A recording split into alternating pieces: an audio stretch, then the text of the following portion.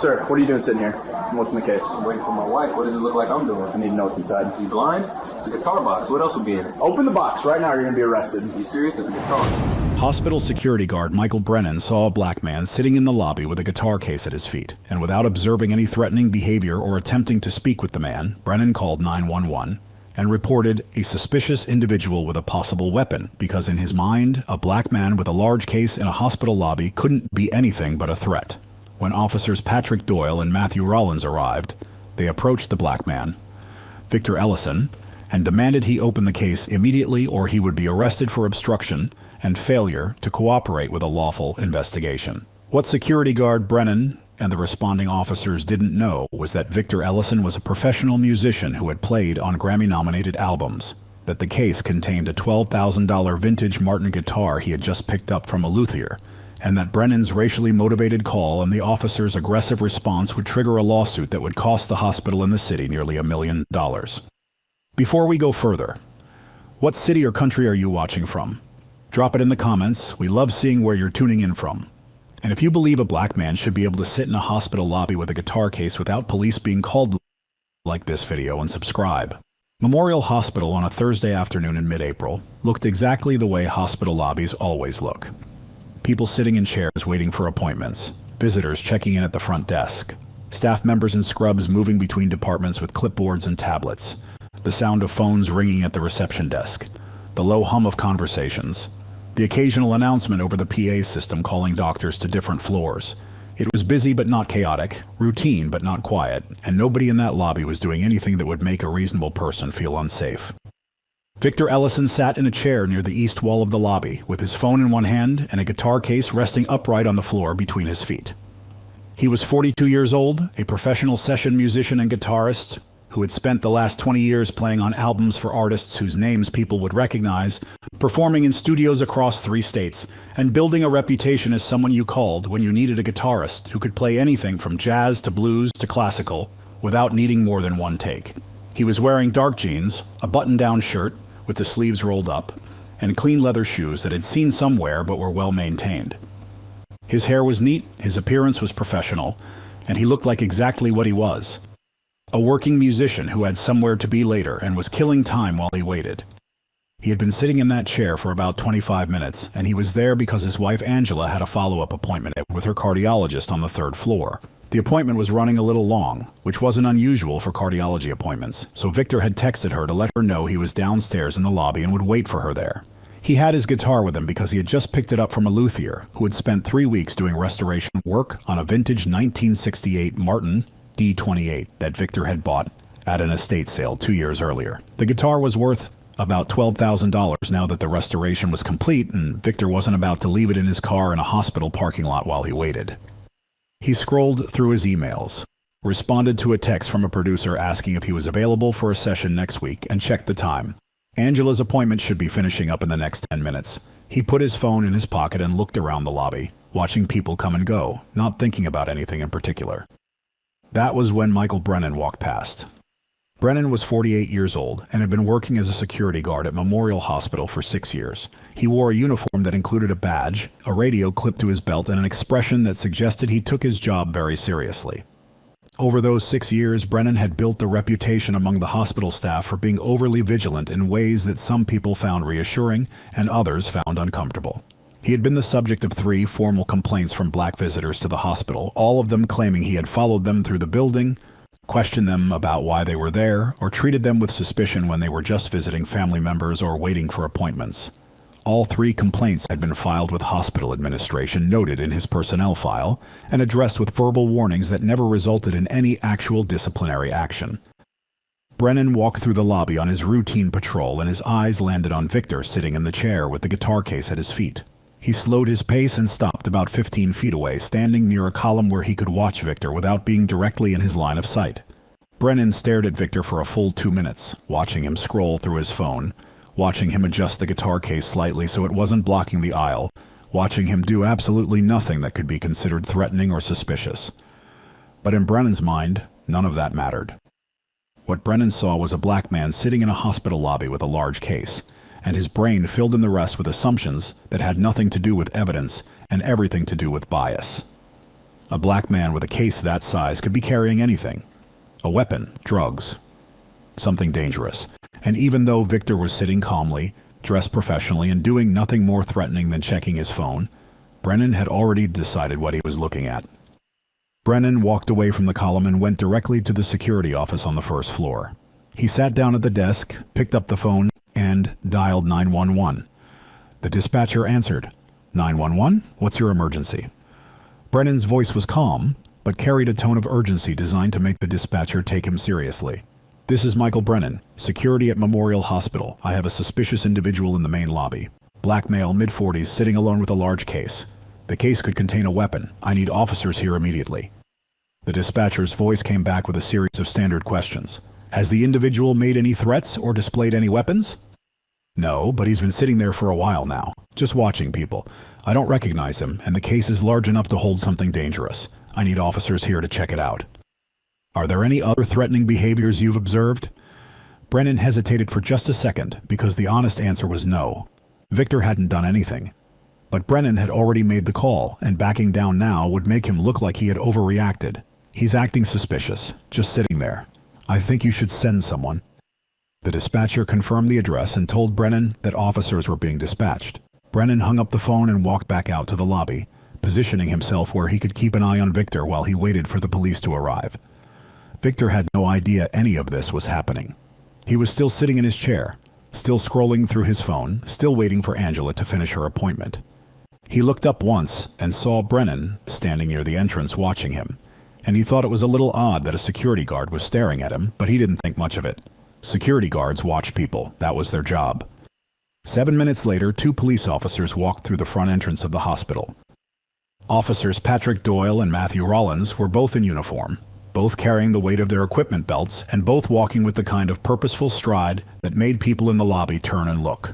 Doyle was 35 years old with 8 years on the force, and Rollins was 29 with 4 years of experience. They had responded to the call about a suspicious person with a possible weapon, and the dispatcher had told them the security guard at the hospital believed the individual might be armed. Brennan met them near the entrance and pointed across the lobby toward Victor. That's him, with the case. He's been sitting there for about half an hour. I think there might be a weapon inside. Doyle looked across the lobby at Victor, who was still sitting in his chair looking at his phone, completely unaware that he was being discussed. Doyle's hand moved instinctively to rest near his service weapon, and Rollins did the same. They walked across the lobby together, their eyes locked on Victor and the guitar case at his feet. Victor looked up when he saw 2 uniformed officers walking directly toward him, and his stomach dropped slightly because he knew from experience that when police approached a black man with that kind of a focus, it usually wasn't because they wanted to have a friendly conversation. The officers stopped directly in front of him, and Doyle spoke first, his voice loud and authoritative. Sir, we need you to open that case, right now. Victor looked up at both officers, confusion and caution mixing on his face. Excuse me? What's this about? Rollins stepped closer, his hand still near his weapon. We received a report of a suspicious individual with a possible weapon. Open the case and show us what's inside. Victor's voice stayed calm, but there was an edge of frustration underneath it. It's a guitar. I'm waiting for my wife. She has an appointment upstairs. Why are you treating me like I did something wrong? Doyle's tone got sharper. Sir, we're not going to ask again. Open the case now, or you'll be arrested for obstruction and failure to cooperate with a lawful investigation. Victor stared at both officers for a moment, and the reality of what was happening settled over him with a weight he had felt before but never gotten used to. He was being treated like a criminal for sitting in a hospital lobby with a guitar case. Not because he had done anything wrong, not because he had threatened anyone, but because someone had looked at him and decided he was a threat. He reached down, unlatched the guitar case, and opened it. Inside was a beautiful vintage Martin D28 acoustic guitar, the wood polished to a deep amber glow. The strings freshly replaced, the craftsmanship unmistakable to anyone who knew anything about instruments. Doyle and Rollins both looked at the guitar. Rollins' hand moved away from his weapon. Doyle's expression didn't change. Victor looked up at both of them. It's a guitar, like I said. Now can someone explain to me why police were called on me for sitting in a hospital lobby? Michael Brennan, who had been standing a few feet away watching the entire interaction, stepped forward. His voice carried no apology, no recognition that he might have made a mistake. I was just doing my job. You look suspicious. You can never be too careful these days. Victor's voice was quiet but hard. Suspicious? I was sitting. With a guitar case. What exactly was suspicious about that? Brennan crossed his arms. You were just sitting there for a long time. I didn't recognize you. And in that moment, Victor Ellison understood exactly what had happened. He had been racially profiled. Police had been called. He had been threatened with arrest. All because a security guard saw a black man with a case and couldn't imagine any scenario where that wasn't a threat. Victor pulled out his phone and started recording. I want all of your names and badge numbers. Because this is discrimination, and I'm not letting this go. Victor Ellison held his phone up and kept it pointed at Michael Brennan, officers Patrick Doyle and Matthew Rollins, and the guitar case that was still open at his feet, showing exactly what he had said it contained all along. His voice was calm, but carried a weight that made it clear he wasn't going to let this moment pass without documentation. I want all of your names and badge numbers.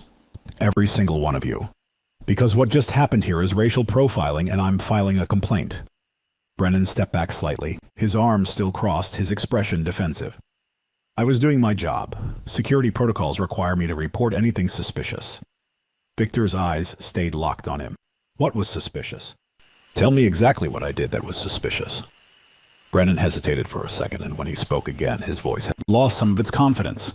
You were sitting there with a large case for a long time.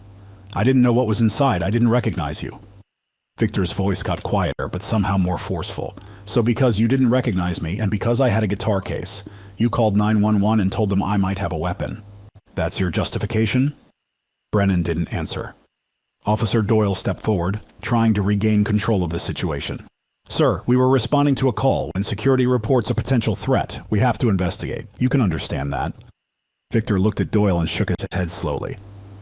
No, I don't understand that. Because I wasn't a threat.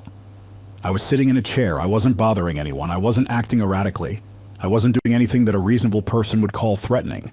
And you came over here and told me I'd be arrested if I didn't open my guitar case. That's not an investigation. That's intimidation.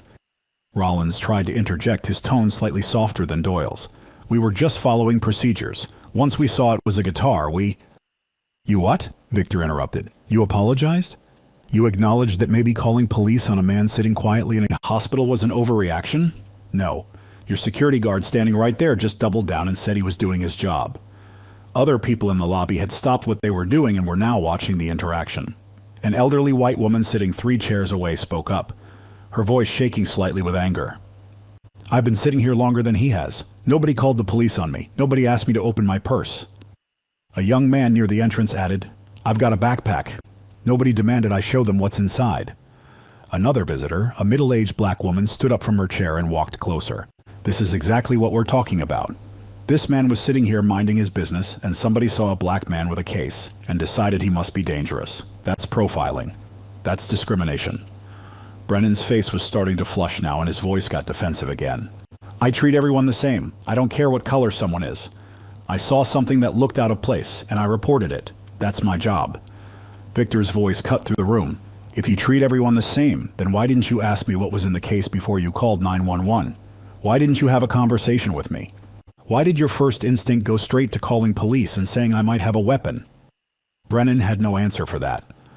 A hospital supervisor who had been working at the front desk heard the raised voices and walked over to see what was happening. Her name tag identified her as Karen Mitchell, and when she saw the open guitar case, the 2 police officers, and the small crowd of people watching, her expression shifted immediately to concern. What's going on here? She asked, looking between Brennan and the officers. Doyle started to explain, but Victor spoke first. Your security guard racially profiled me.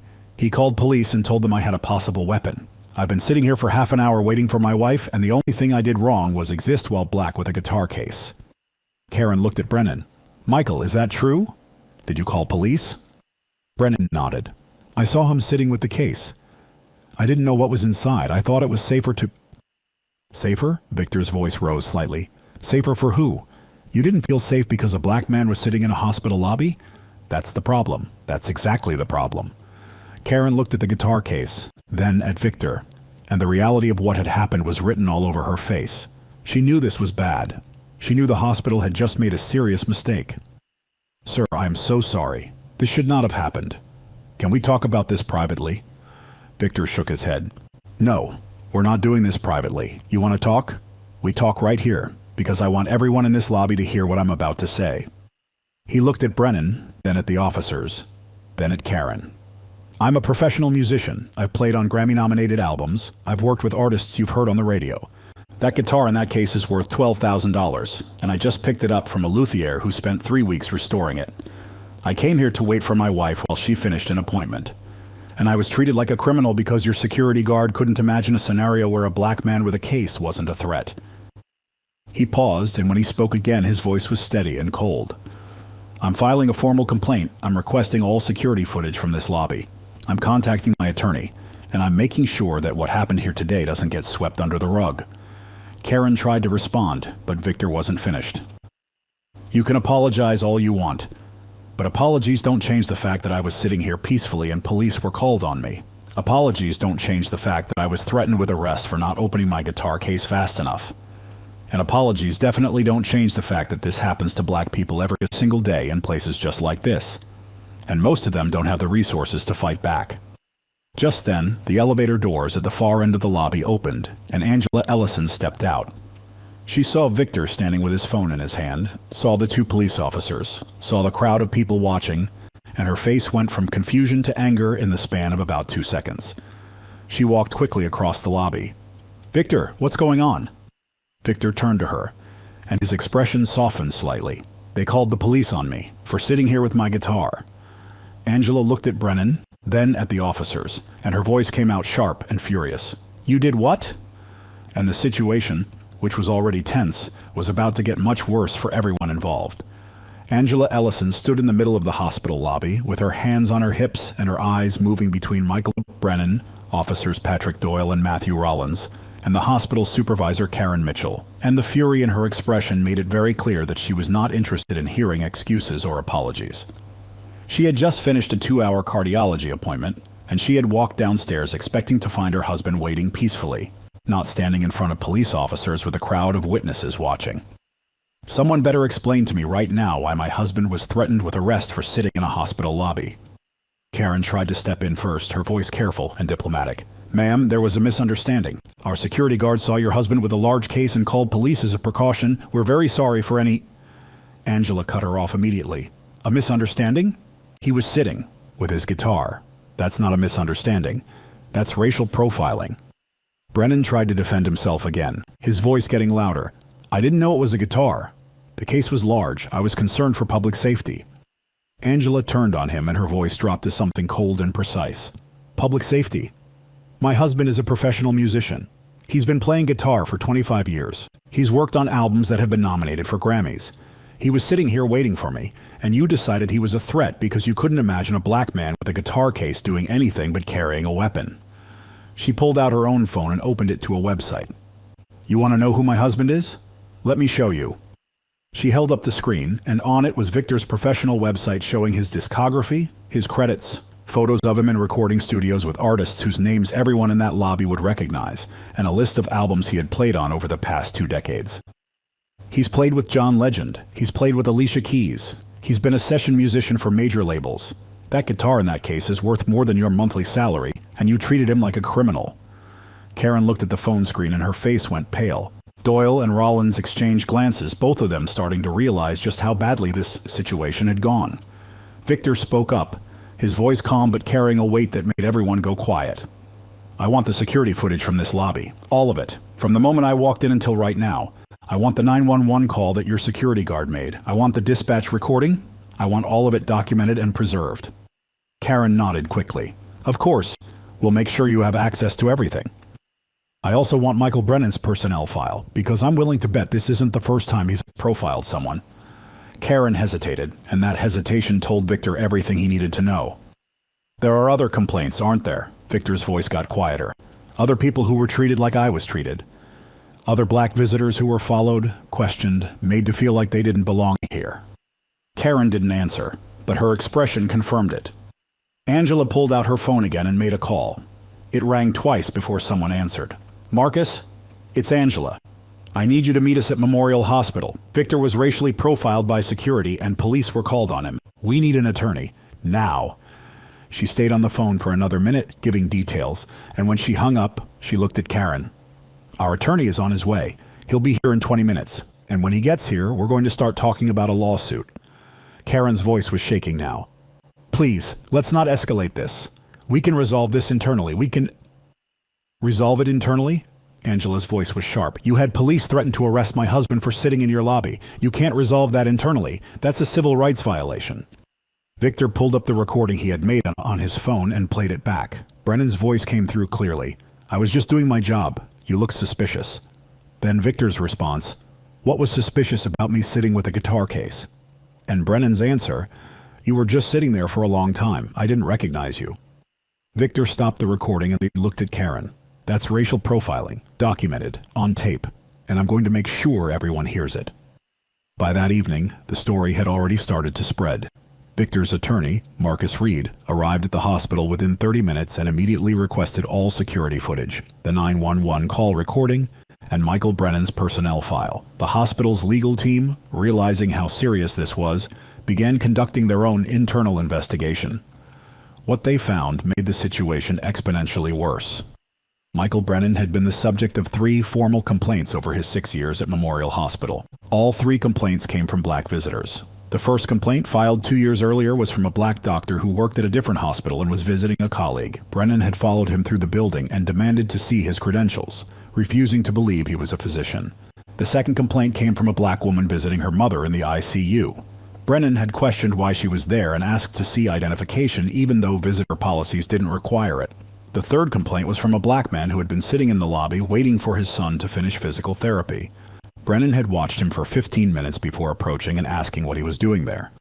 All 3 complaints had been filed. All 3 had been noted in Brennan's personnel file. And all 3 had been dismissed with verbal warnings that resulted in no disciplinary action. The hospital had documented evidence of a pattern, and they had done nothing to address it. When Victor's attorney received the personnel file and saw the pattern of complaints, he knew immediately that this case was going to be much bigger than a single incident. This was systemic. This was a hospital that had allowed a security guard to racially profile visitors for years, and it had taken an incident involving a professional musician with resources and a platform to finally force accountability. Victor and Angela sat in Marcus Reed's office 2 days later, and Marcus laid out what he had found. They knew. The hospital knew Brennan had a pattern. They documented it, and they let him keep working. That's negligence. That's deliberate indifference. And that's going to cost them. Marcus looked at Victor. We're filing a federal lawsuit. Racial discrimination. Violation of your civil rights. Emotional distress. And we're seeking $920,000 in damages. Victor nodded. Do it. The lawsuit filed by Victor Ellison against Memorial Hospital and security guard Michael Brennan moved through the legal system with a speed that reflected just how indefensible the hospital's position was. The evidence was overwhelming and undeniable. Security footage showed Victor sitting peacefully in the lobby for 25 minutes before Brennan made the 911 call. The dispatch recording captured Brennan describing Victor as suspicious, based on nothing more than the fact that he was a black man with a case. The hospital's own personnel files documented 3 prior complaints against Brennan, all from black visitors, all describing the same pattern of profiling and suspicion. The hospital's attorneys reviewed the evidence and made the calculation that no jury would side with them. A well-known professional musician racially profiled while waiting for his wife. A security guard with a documented history of complaints that were ignored. Security footage showing a man doing nothing but sitting quietly before police were called. The case was a civil rights attorney's dream and a defendant's nightmare. Memorial Hospital settled the lawsuit for $920,000 within 8 months. The settlement included not just monetary compensation, but a comprehensive list of reforms that Victor's attorney had demanded.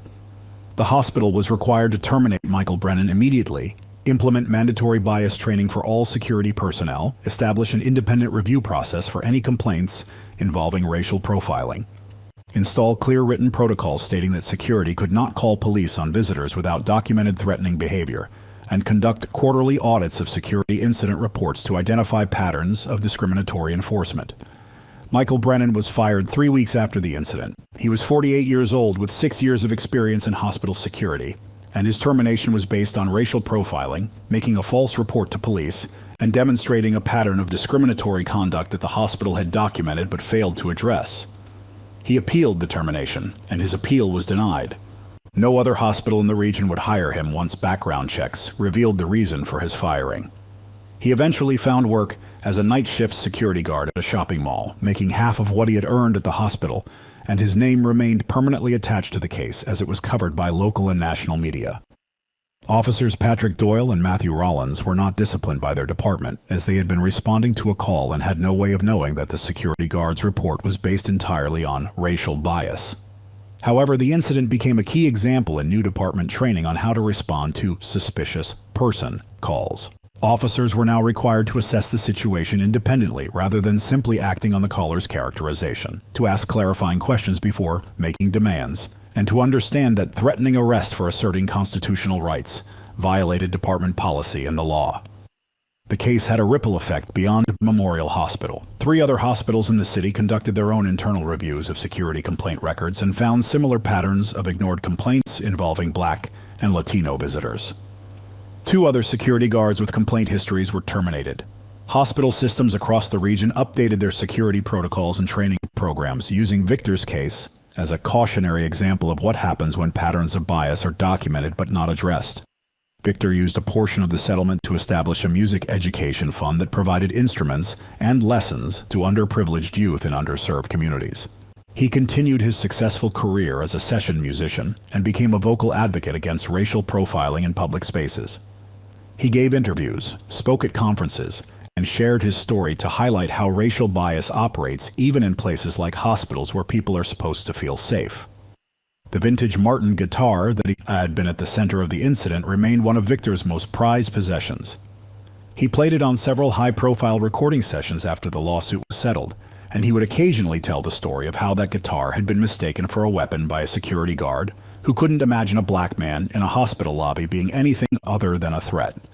5 years later, Memorial Hospital has not had another incident of racial profiling by security staff. The reforms implemented as part of the settlement remain in place, and the Independent Review Board has processed dozens of complaints with transparency and accountability. Michael Brennan still works night shifts at a shopping mall, and his name is still the first result when you search for examples of racial profiling in healthcare settings. The security footage of Victor sitting peacefully with his guitar case, followed by police approaching him with aggression, is now used in training programs across the country as a clear demonstration of how racial bias can turn a harmless situation into a civil rights violation. The 911 call where Brennan describes Victor as suspicious for sitting with a case is played in workshops on implicit bias to show how assumptions based on race can lead to law enforcement responses that have no basis in actual threat. The lesson was expensive, public, and permanent. A guitar case is not a weapon. Sitting in a hospital lobby while black is not suspicious. And institutions that document patterns of discrimination but fail to act will pay the price in lawsuits, reforms, and reputations that take years to rebuild. Victor Ellison never got an apology from Michael Brennan, but he got something more important. Accountability, reform, and a $920,000 settlement that sent a message to every hospital, every security company, and every person in a position of authority. Racial profiling has consequences, and those consequences are expensive. If you believe a professional musician should be able to sit in a hospital lobby without police being called on him, share the story. What reforms do you think hospitals need to prevent security guards from profiling visitors? Drop your answer in the comments. And if this reminded you that a guitar case is not a weapon and sitting peacefully is not a crime, subscribe. We're not stopping until every person can exist in public spaces without being treated like a threat based on the color of their skin. Asterisk.